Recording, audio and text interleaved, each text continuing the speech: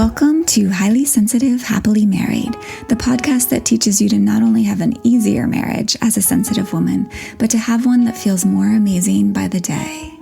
Where you'll hear relatable stories, love advice that works, and coaching on how to have a marriage where feeling upset and disconnected is a thing of the past, and where instead a sense of loving connection and even fun and lightness is the norm. I'm Hannah Brooks, highly sensitive person, love expert, and marriage coach, and I'm so happy to be on this journey with you. Hello, my lovely friends, and welcome to episode 183. It feels like forever ago that we last talked. I've missed you. I think it feels like a long time because lots has happened since I last sat down to record a podcast. And I just feel really happy to be here with you again. And I hope that you are doing the best you can possibly be, given everything that's going on in our country, in the world, or in your own personal life. If it's been challenging, I'm wishing you well and sending you lots of love. All right, so today's episode is really for everyone in an intimate relationship, and especially anyone who's ever found reactivity to be an issue in your relationship, or if you find yourself in sticky or difficult or heated conversations or interactions with your spouse, or you just want to communicate and relate even better than you already do, this episode is for you. So in a recent episode, a couple episodes ago, we talked about timeouts, which are so important and helpful for navigating conflict gracefully and making communication easier. On a very similar note, in today's episode, I want to teach you about the power of the pause. So this is not the same as a timeout, or you could think of a timeout as kind of an extended pause where you do some conscious things during that timeout period. But being able to briefly pause is also key and invaluable, really, in a relationship. So I'd go so far as to say that it's a sacred skill to have in love, to have in all relationships, really, this ability to pause. Because taking a pause is incredibly important to help communication and conflict go smoothly, or even avoid conflict and reactivity altogether.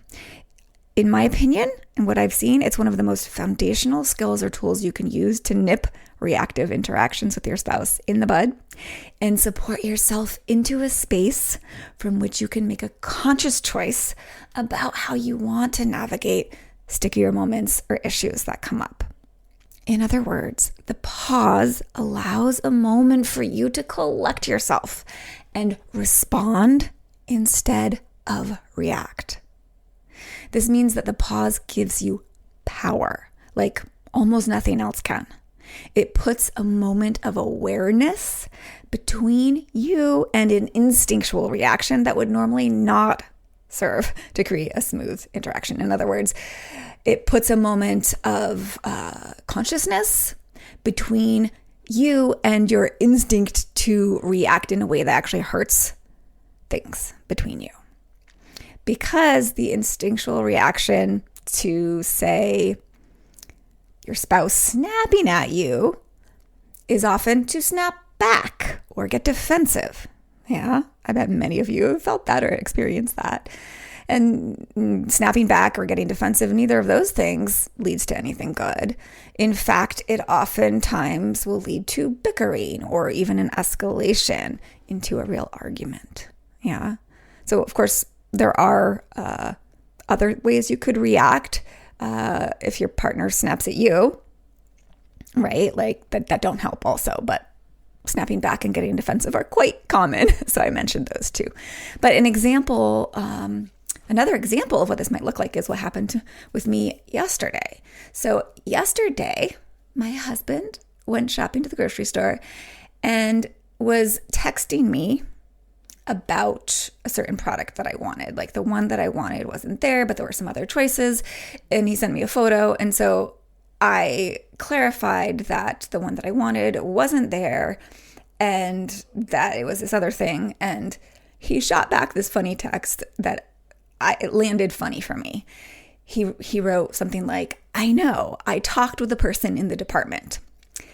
And my brain, as a brain will do, noticed and labeled that response of his, or that reaction of his, as defensive. And I felt slightly annoyed.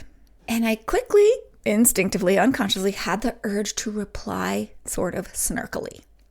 So that would have been how I reacted, and it wouldn't have helped anything, right? But instead, because I've done this a lot, because I've practiced this a lot, because I know how powerful it is, I paused. And as I paused, I was able to choose to simply let it go. Therefore, nothing weird or bad came of it. Just let it go like water under the bridge. I easily could have turned it into an annoying interaction, but the pause allowed me to just move on.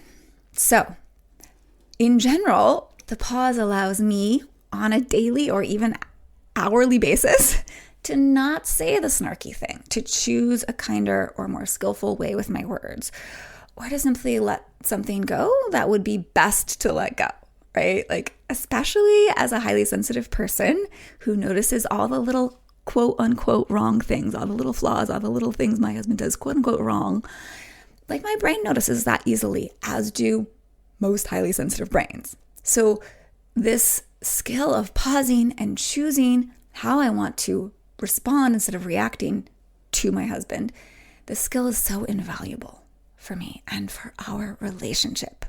Now, of course, it's also valuable, maybe even more valuable in those more intense, more heated interactions, like in an argument. Like, it's such a powerful thing to be able to pause in an argument and make a conscious choice. It can completely stop the argument and create understanding and closeness instead. So I cannot emphasize enough how important being able to pause on purpose like this is. When you have developed a habit of taking a pause before reacting out of your emotions, you suddenly have agency. You have a chance to be conscious so that you can choose how you want to handle yourself and choose who you want to be in the face of what your spouse has just said or done. Like, maybe from this moment of pause, you'll have the ability to choose to set a boundary, if that's the appropriate thing, or make a request of him instead of a demand, or ask for a redo, or frame your words with skill. Of course, there's more to learn to have total agency and be able to make the most skillful choices and responses, but pausing is a necessary first step to be able to make those choices. And although there is more to learn to be able to make the most skillful choices and do the most skillful thing, often this pause, this moment of consciousness, is in and of itself enough to shift out of reactivity and to respond in a way that does work much better, in a way you feel good about. And again, in a way that invites understanding, connection, and even collaboration. So this pause is the absolute difference between reacting and letting things kind of spiral downhill and responding in a way that brings more peace and even positive things into your relationship. So you might be wondering, what actually is the pause? What is a pause? What does that really even mean? Now, it is, as it sounds, simply a moment, a few seconds, maybe a bit longer, where you pause before acting, where you go conscious. I sometimes call this where you go sensitively aware of yourself. So in other words, it's a moment of being present and aware of what's going on for yourself, like your feelings, your thoughts, like what's going on inside of you, a moment of mindfulness of your own mind, body, heart system, which gives you the chance to choose your actions or responses on purpose. Rumi has a question that he asks. A quote of his is, "Do you make regular visits to yourself?" That is what a pause is, a visit to yourself, especially in a heated moment, but also in a regular moment. It's a homecoming of awareness, of attunement to yourself and what's going on inside of your beautiful mind, body, heart system.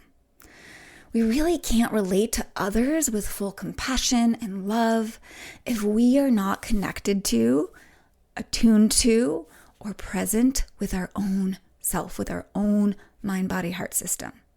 Like that attunement and connection to ourself really is a prerequisite to all things good in an intimate relationship, which really means being able to pause and be aware of yourself is a prerequisite to all things good in a relationship. So many of you already got this. You already understand why the pause could be so powerful and important, like why you want to do it, right? But like most humans, you probably have trouble actually pausing, actually doing it, because it is hard to do as a human being. We tend to be unconsciously gripped by a feeling of urgency to react quickly as a human being.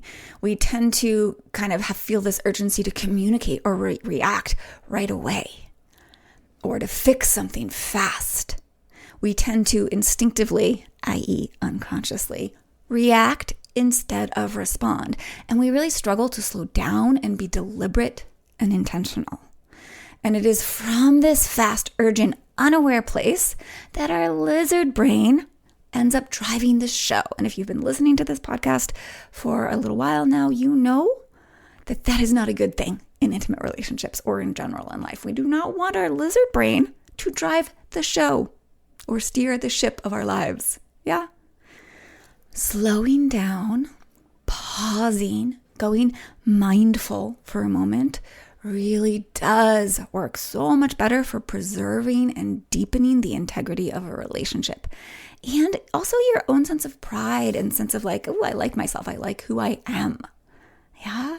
Being the partner you want to be. Whereas reactivity takes us farther away from who we want to be, especially as conscientious, deeply caring, sensitive women. Since it is so hard to pause, though, it comes as no surprise that one of the most frequent questions I've gotten from women over the years is, how do I pause when I'm in a heated conversation? Or when my partner and I are even just in a slightly aggravated or elevated interaction? And I think this is a really important question to answer. So today I want to share the answer I've come to over the years. It used to be like I didn't really fully have the best answer. Like, well, you just have to pause, right? But I have, over the years, figured out a way to actually make it easier to pause. And that is by making pausing a habit. So that is really the first key.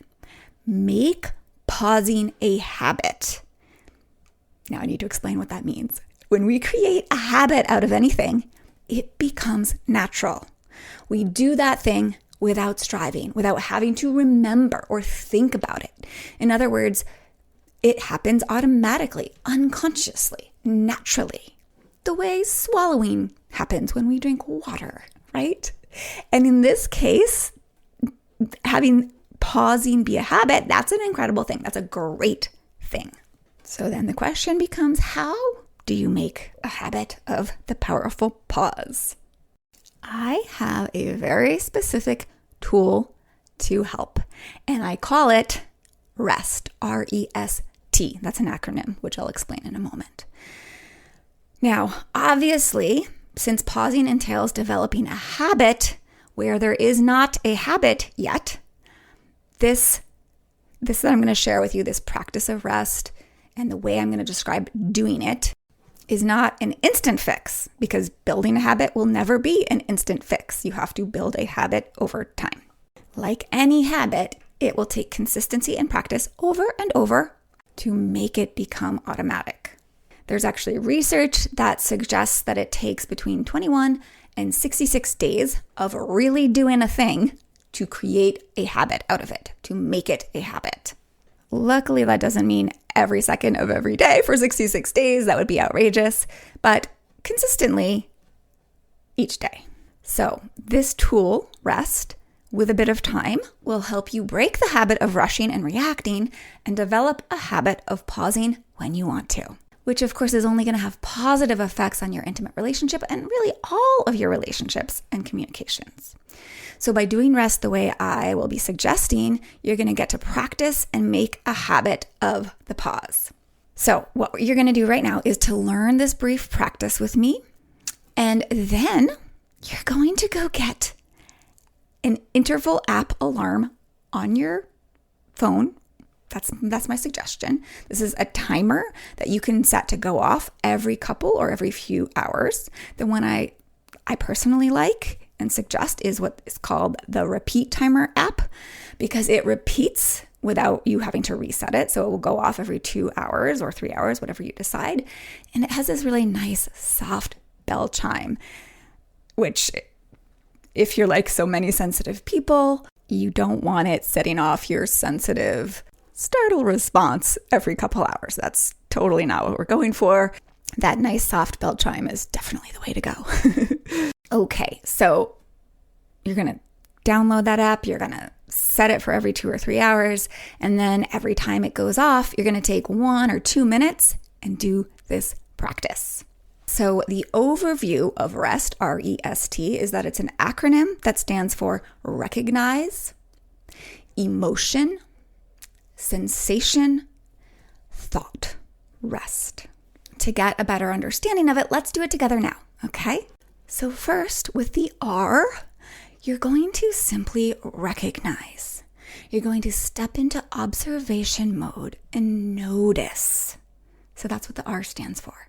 Recognize. Stepping into this part of you that can notice and recognize. And then we'll move to the E, which is emotion. So from that place of recognizing, what are you feeling? Notice which emotion you are feeling right now. Name that emotion. So that would sound like, I'm feeling contentment, or I'm feeling curiosity, or I'm feeling peaceful, or I'm feeling intrigued. Now, maybe as you're listening to this, you're feeling angry or hurt or something like that. If that's true, that's fine. Just notice that, right? And name that emotion.